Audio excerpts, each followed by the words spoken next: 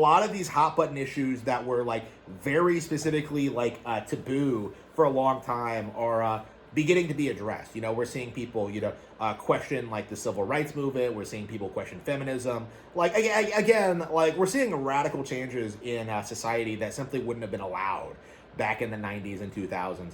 And yeah, like 4chan absolutely has its place in history for allowing these ideas to become mainstream. Like a lot of people will argue that Gamergate was like the major cultural revolution that allowed all this to happen.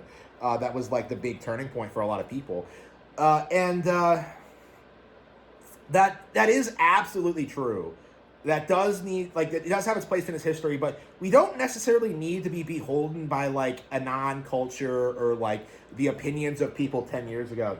It's shocking how Medicare predicted that like the fall of 4chan would like bring about the end of like the old internet where you could do whatever you want and say whatever you want and like have the freedom to discuss ideas.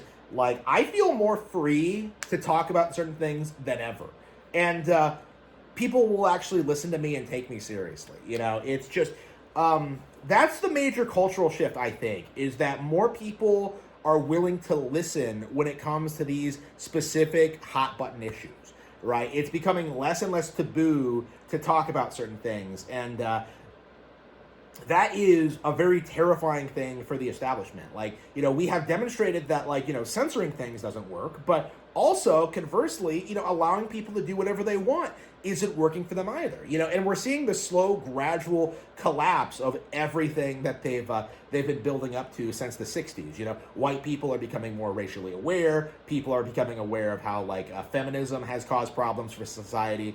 People are, like, learning race is real.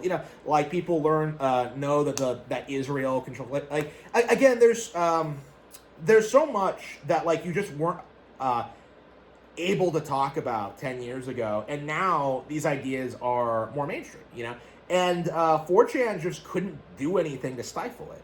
It tried promoting itself as like a beacon of free speech, and the instant they started cracking down on that, with Gamergate, with the Pro Jared situation, with like all the controversies they've had over the years, people moved on, and people are more willing to stand up against the establishment when it comes to these kind of situations.